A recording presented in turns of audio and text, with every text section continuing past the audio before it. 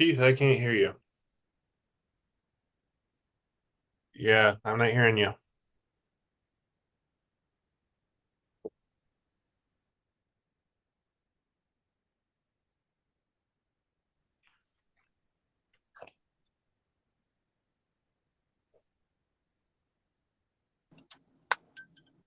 Can you hear me now, Nate? Yes, sir. Okay, I don't know what's going on with my AirPods. All right, Floresto, are we ready to get started? Yes, we are. All right, and I'm limited on what I can see, so I don't know if someone could pull up the agenda would be helpful. And I think I'll start with we call the meeting to order. I'm showing 11:01 a.m. And then is Tina here to do roll call? Yes, Lynn Wing is here to do roll call. Who is? Lynn Wing. Ling Wing. Okay, Ling Wing, if you could do roll call. Okay, Chair Rogers. Present. Trustee Benavides.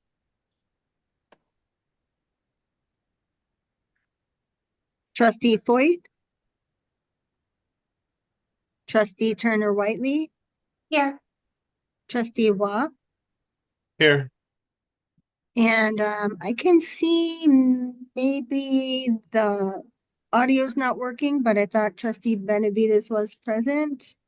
And for the record, Trustee Sanchez and Trustee White are also present. And Chair Rogers, you have a quorum. Okay, thank you for that. You're welcome. Okay. Lynn, can you bring up the agenda? And then I'm going from memory. I'm assuming public comment would be next. Do we have anyone signed up for a public comment? No, we do not. Okay, and then Lynn, are you able to bring up the agenda? Thank you. And yes, working on it. All right, thank you. All right, well, we will move to our first item, which is committee action to accept the proposed agenda. Do we have a motion? Move to approve. Second. All right. Any questions, comments? All right, hearing none, we'll call for the question. All those in favor say aye. Aye. All those opposed say nay. All right, motion carries. We have the agenda approved. Let's go to new business. And then Floresto, are you going to be presenting this item? Yes, I will. All right, we'll turn it over to you. Okay, so thank sorry, you, Dr. Chair. Rogers. I'm sorry, Chair Kelly Benavides. Do we do roll call? I was trying to play with my audio, so I don't know if we did roll call or not. Yes, we did roll call, and I think we acknowledged that you may have been having some audio difficulty, so we will acknowledge that you are present. And thank you, Chair. And have the record reflect that. So we do have a quorum. So we will go ahead and move forward with the agenda item that's going to be facilitated and led by Floresto. Thanks again, Dr. Chair, Dr. Rogers.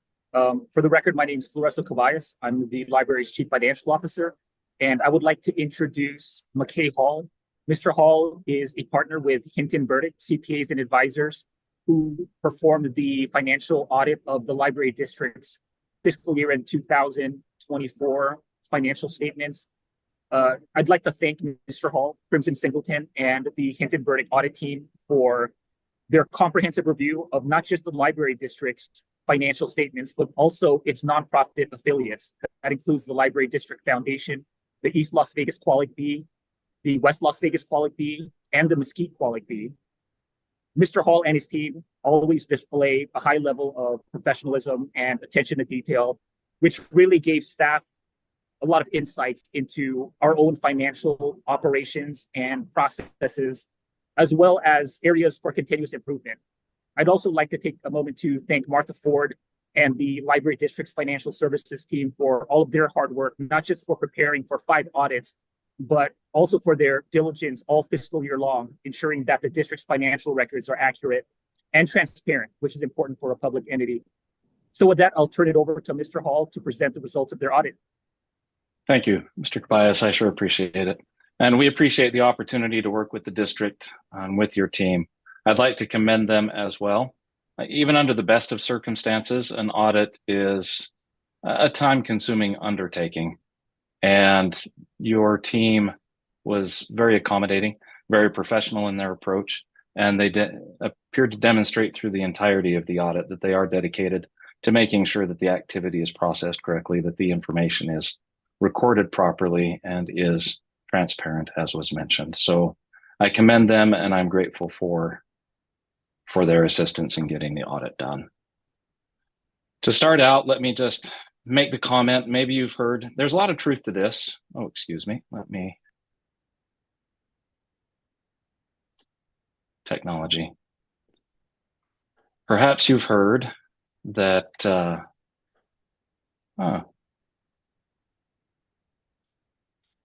there we go. When it comes to accountants, you basically have two types of accountants. You've got the introverts and the extroverts. And the introverted accountants are the accountants who look at their own feet as they are talking with you. And the extroverts are the accountants who look at your shoes and your feet while they're talking with you. So I've been trying hard to become the extroverted accountant. But if I seem a little hesitant or awkward, it's just because, it's accounting by nature. So I'm grateful. Let me go through real quickly. And so the format that we'll follow through is typical with what we've done in prior years. We'll take a look real quickly at what it is that we do in the course of an audit, and then we'll touch on the results of the audit. We'll touch on a couple of key indicators or numbers for the district for the year, and then we'll go through and take a look at some 5-year trends for some of those key numbers and for your major funds for the district. So to start, when we go through and we perform an audit, what we're doing is we're working to obtain reasonable assurance about whether the financial statements are free from material misstatement as a whole. And this gives a real quick explanation as to what misstatements are.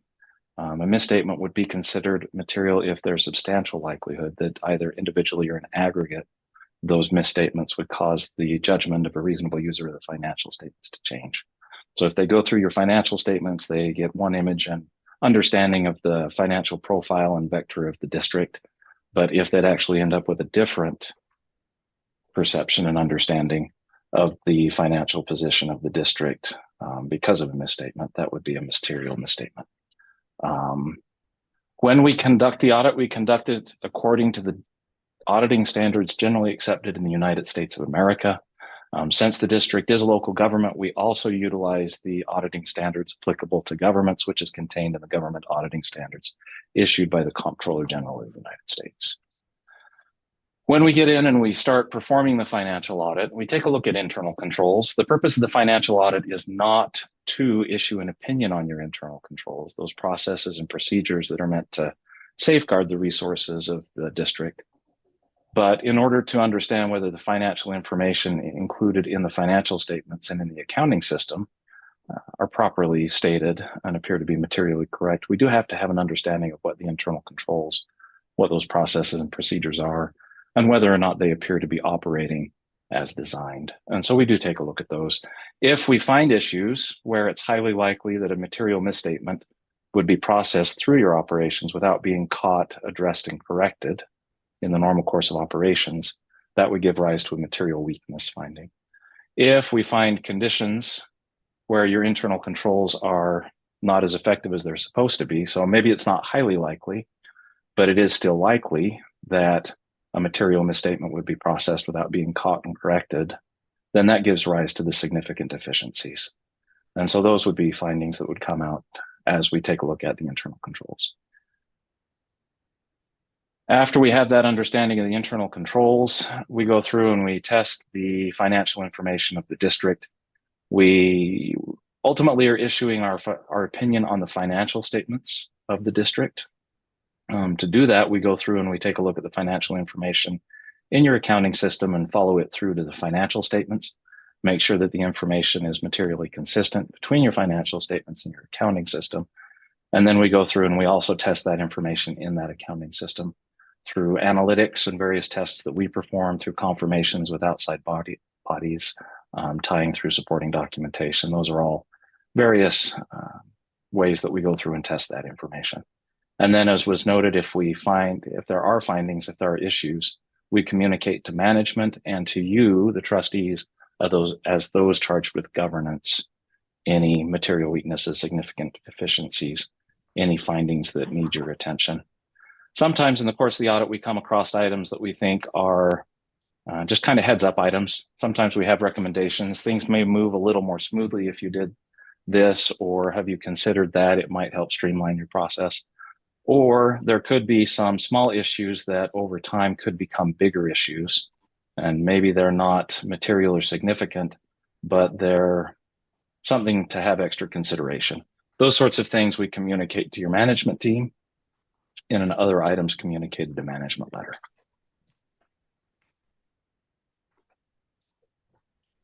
The results of the audit in the bound financial statements on pages 1 through 3 is our independent auditor's report on the financial statements. And we are happy to note that we are issuing an unmodified or a clean opinion on those financial statements this year. The findings, the material weaknesses and significant deficiencies I was talking about before, those are noted in summary in what's commonly called a yellow book report. It's this report on compliance and on internal controls over financial reporting. It's on pages 77 through 78 of the bound financial statements. We're happy to note that there were no significant deficiencies or material weaknesses in the course of the audit this year. Also, anytime that an organization has over $750,000 worth of federally funded grants or assistance, then it has to have a single audit, which are some additional compliance and program auditing steps and submissions. And the district did have a single audit this year. That report, the related report and information, can be found on pages 79 through 81. An unmodified opinion. Some of the key total net position or the equity of the watch over time. All of your liabilities with the assets that you have. That equity is what you would have left, that net on that over time. If it's increasing over time, then you're generally in a pretty solid state. If it's taking kind of headed up over time, that's good. If over time it stays completely steady, never increase over time, a prolonged decrease, those can be areas of concern, something to take a look at the operation. So it's a number to keep a look at. As of June 30th, 2024, you had 231 million in net position. Overall, that was an increase of 16 million from the prior year. The breakout of how that 16 million came about through the various revenues and expenses can be found on page 15 of the bound financial statements. A couple of classifications for net position to keep an eye on. There is a net invested in capital assets, which is in effect the value of the infrastructure and capital assets that you have. It's important to watch because while that is equity, it's not fluid, it's not liquid. It's tied up in your infrastructure and your capital assets, and it's not easily convertible to cash. So you do want to keep an eye on that number over time. Then there's restricted net position, which has been in effect carved out. There are certain requirements which you have to meet with those resources. And so they're not as flexible or available as your unrestricted. So something to keep in mind. And then your unrestricted net position, in effect, are the assets that you have as the trustees to be able to decide what to do for the district to best meet its needs and move it forward. And so if you take a look for fiscal year 2024, the year ending June 30, 2024, your net invested in capital assets was 134 million. Your restricted net position was 70 million, and your unrestricted net position was 25 million. And as I've noted before, over time, increases or decreases can be an indicator of the financial health of the district and whether it's improving or deteriorating. Taking a look at the 5-year trends, we start with your net position trend. These are those 3 categories I was just talking about, the net invested in capital assets, the restricted and the unrestricted. And so your line across the top, that blue line with the diamonds, that's your net invested in capital assets. Now, as you add new infrastructure, that number will tend to go up. And the offsetting factor to that is each year there's depreciation. and you may end up disposing of capital assets, and that will cause that number to go down. So as you can see, it stayed fairly steady over the last couple of years, and it has taken a decrease this year as a result of various depreciation and activity in the district. It's not really a concerning decrease necessarily. It's just natural in that type of net position. The pink line with the squares is your restricted. Again, those are your net position that are tied up by certain restrictions. They're limited in how they can be used. So you can see, again, over the last four of the last 5 years, that number remained fairly consistent. It did go up this year with the tax credit bond issue and the activity there that has tied up. It's brought in certain resources to the district, but it's also restricted in how those can be used. And so it's caused that number to go up this year. And then that line across the bottom, the blue line with the triangles, is your unrestricted net position.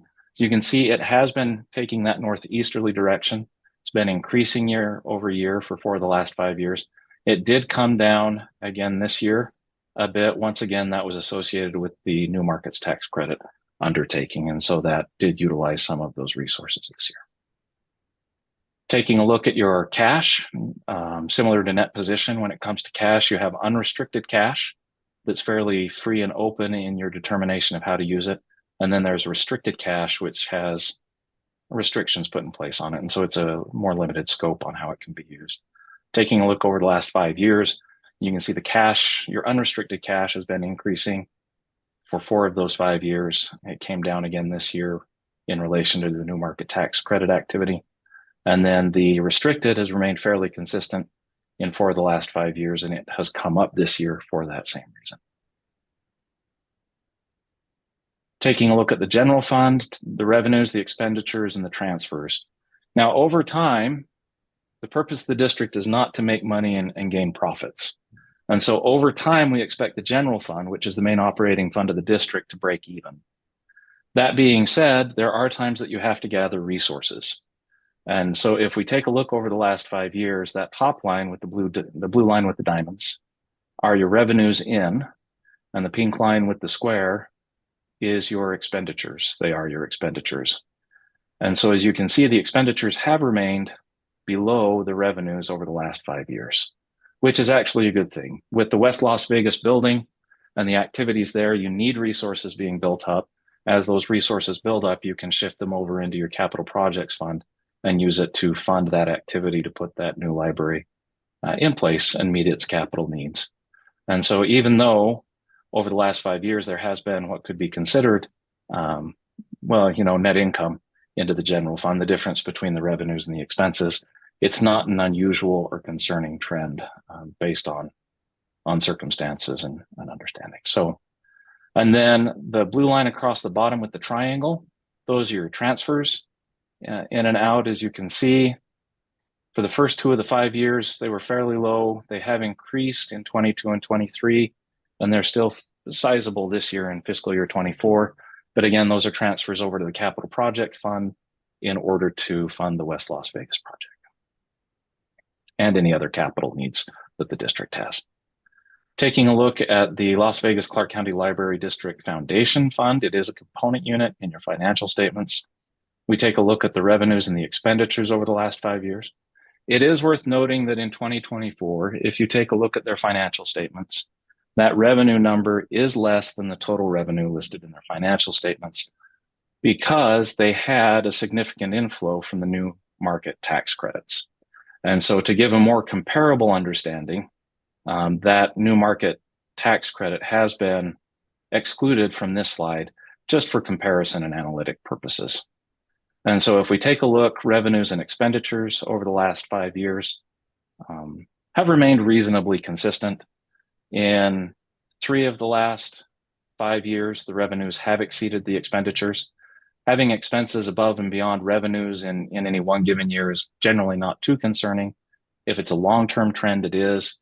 But with the revenues exceeding expenses in 3 of the last 5 years, I don't know as it's too concerning at this point. It's just worth keeping an eye on going forward to make sure that the revenues once again get above those expenses. Capital Projects Fund, as was noted earlier, your funds into the capital projects fund come from transfers in. And so that's what the blue line with the diamond is. And that agrees with the general fund transfer outs that we were seeing on the earlier slide. The pink line with the squares are the expenditures. Normally with capital project funds, you build up resources, the expenses stay relatively low year after year. And then once you get in and start building large capital projects, those resources are drawn down fairly quickly. And that's the trend that we're seeing here. The expenses remain fairly low over 4 of the last 5 years, and they began to pick up this year as that West Las Vegas project has begun to get underway there. So, and then you do have one other major fund. Your Qualic B fund is a major fund this year through the calculations because of the West Las Vegas Qualic B that was created this year and that new market tax credit activity. So as we looked at it, a 5-year graph wouldn't have a lot of meaning just because the fiscal year 24 numbers are skewed so much. So we just thought we'd touch real quickly on them and let you know that in that fund, your total assets are 30 million, your total liabilities are 6 million, your total fund balance is 24 million. And that's kind of it in a nutshell. If there are any questions, I'm happy to share any information or perspective that we have at this point. Thank you, McKay. Dr. Rogers, before you move on to questions, I just wanted to make a couple comments about the financials. Mr. Hall pointed out that the new markets program has had a significant effect throughout the financials and will for the next couple years as well. Staff is still pursuing new markets funding for the West Las Vegas project under both the state program and another round of federal funding. And so the net position that Mr. Hall walked through showed that overall the library district's net position or net assets are positive and is growing. However, there is a change in the restricted versus unrestricted funds. So unrestricted net position decreased, as Mr. Hall pointed out, because of contributions made for the West Las Vegas project, which is restricted. And I wanted to mention the efforts of staff because there will be another large contribution from the district to the Library District Foundation in order to seek out these funds for new markets under the state and federal program. I'm actually going to be bringing an agenda item to the Board of Trustees tomorrow night to approve resolutions to allow staff to move forward with seeking these funds. And the contribution could be as much as $20 to $25 million that would be going towards this program in order to yield a net benefit for the West Las Vegas project of anywhere between $4 to $6 million. And so I just wanted to highlight that for the trustees. And I'll again speak more to this at the Board of Trustees meeting, but it will have a budget effect too, because during the time of preparing the budget for fiscal year 2025, that's the year we're in now where we're seeking new markets funding. We didn't contemplate the amount of contributions that would be necessary to achieve the goal of maximizing the amount of new markets funding available there. So I just wanted to provide that color to the financial statement audit preparation and just mention that the trends that Mr. Hall walked through are positive, but that the new markets program is an outlier that's having a significant impact on the financials. That's all I had, Dr. Rogers. Thank you, Floresto. And then I'll turn it over to the board members and the committee members as well to see if you have any questions from the presentation from the auditors. This is Elizabeth Foyt. I don't have any questions. I thought the report was quite comprehensive. Thank you. Thank you, Trustee Foyt. Any other questions from our general board members who are on the call? Are we going to have, this is Elaine Sanchez. Go ahead, Trustee Sanchez. Thank you. I wanted to know, are we going to have someone from Hinton Burdick also tomorrow to speak to our board? Mr. Hall with Hinton Burdick will be available and attending the Board of Trustees meeting remotely. And this agenda item is currently on the consent agenda. Traditionally, the Finance and Audit Committee reviews the presentation and the financial statements, the results of the audit, and makes a recommendation to the full Board of Trustees to accept the results of the audit. That's the motion that is on the agenda today. However, the like I mentioned, it is on the consent agenda. So unless one of the trustees wants to discuss the audit further, the item won't be available for discussion, but Mr. Hall will be there to speak to the audit. And of course, I'll be attending the board of trustees meeting to answer questions. If any of the trustees would have any questions about the results of the audit or questions for Mr. Hall. Thank you, because I want to look at this a little bit further, and it's not that I just don't want to ask some questions that are already on the PowerPoint, but I do want to take a look at it, so I might have it pulled. That's why I'm asking if he will be available. There's some information that I'd like to digest. Thank you.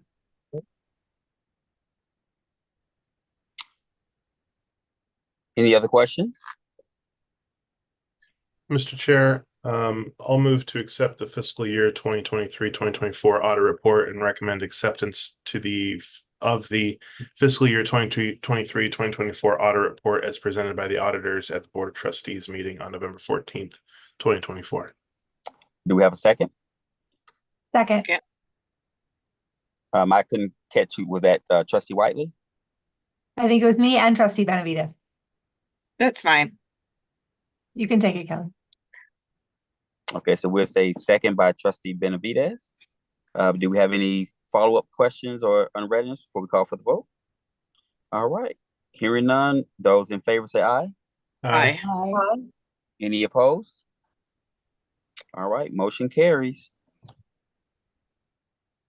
Thank you very much. And again, thank you to your team. We really appreciate the work that they put in, and we appreciate the opportunity to work with the district. Thank you.